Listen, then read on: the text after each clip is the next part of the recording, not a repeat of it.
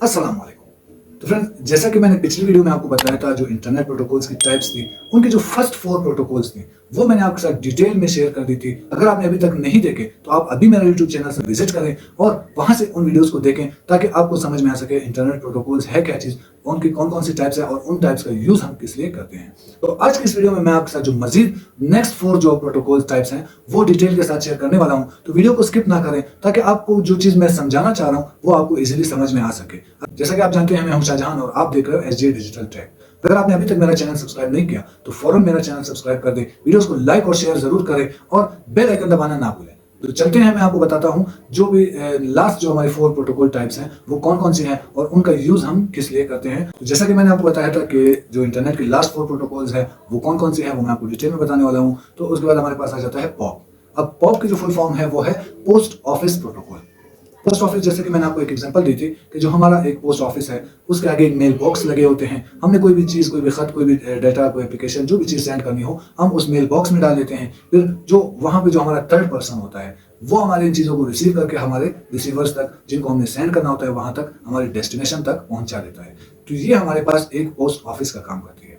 It is a mail box. ये एक mail box है which is actually a message access protocol. ये एक मैसेज एक्सेस प्रोटोकॉल है। User can fetch the email from server. वो server का use करके आपके ईमेल को फेच कर देता है यूजर तक। अब pop protocol works upon TCP. फिर वही बात आ गई कि टीसीपी यहाँ पर हर जगह, हर प्रोटोकॉल के साथ इंटीग्रेट है। हमने अगर कोई मैसेज सेंड करना हो, तो वो क्या करता है, TCP protocol helps the SMTP protocol from end to end communication.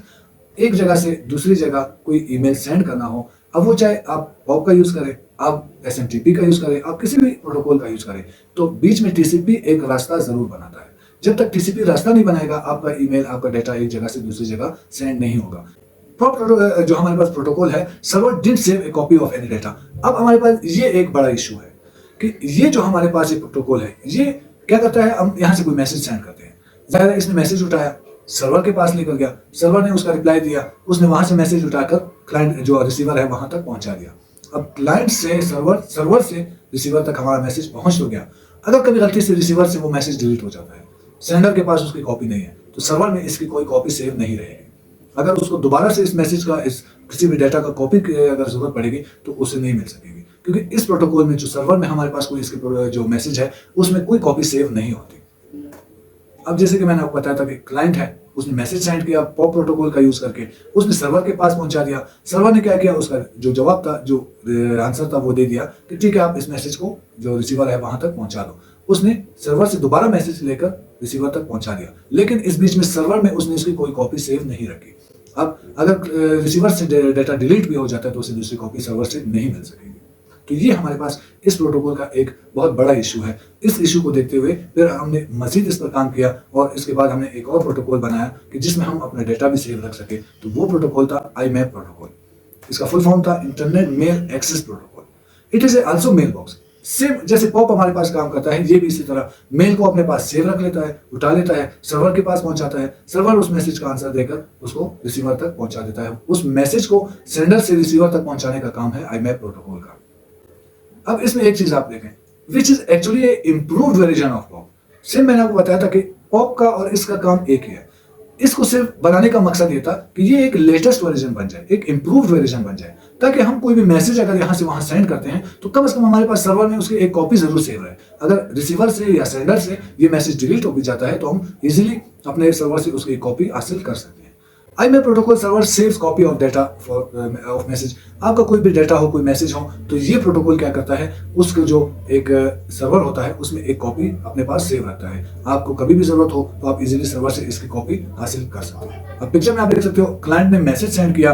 अब जैसा कि पिछले वीडियो में मैंने आपको पोर्ट नंबर्स के बारे में बताया था, अब यहाँ पर ये क्या करता है, जो पोर्ट नंबर है 143, अगर आप इसका पोर्ट चेंज कर देंगे, तो ये वर्क नहीं करेगा। अब जो प्रोटोकॉल जिस पोर्ट पे काम करेगा, जिस पोर्ट नंबर पे है कनेक्ट होगा, वो उसी प्रोटोकॉल पे ही वर्केबल होगा।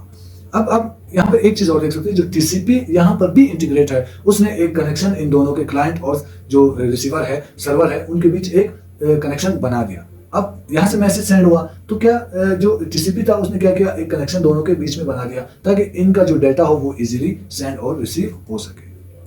इसके बाद जो नेक्स्ट हमारा प्रोटोकॉल है पीपीपी। अब इसके फुल फॉर्म है पॉइंट टू पॉइंट प्रोटोकॉल।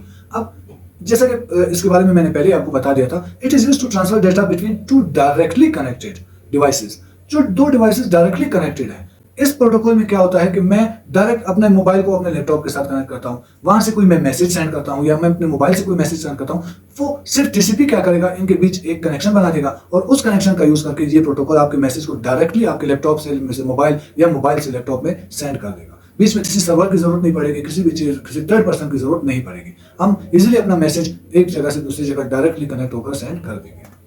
अब इस पिक्चर में आप देख सकते हो कोई सर्वर नहीं है, बीच में हमारे पास कोई चीज नहीं है। हम सिंपल एक क्लाइंट ने मैसेज सेंड किया और रिसीवर ने मैसेज रिसीव कर लिया, या अगर वहां से रिसीवर कोई मैसेज सेंड करता है तो दोबारा क्लाइंट इजीली उसको इस प्रोटोकॉल के थ्रू जो रिसीव कर लेता है। बीच में हमें किसी सर्वर की किसी चीज की जरूरत नहीं पड़ती। अब इसके बाद जो हमारा लास्ट और नेक्स्ट जो प्रोटोकॉल है, यूडीपी, यूजर डेटाग्राम प्रोटोकॉल। अब इस प्रोटोकॉल का क्या काम है? It is an unreliable and connection less protocol. जैसे कि पिछली वीडियो में मैंने आपको बताया था कि यूडीपी हमारे पास एक कनेक्शन लेस प्रोटोकॉल है। अगर हमारे पास कोई कनेक्शन ना भी हो, ये एक ऐसा प्रोटोकॉल है जिसमें टीसीपी का कोई इंटीग्रेशन नहीं है।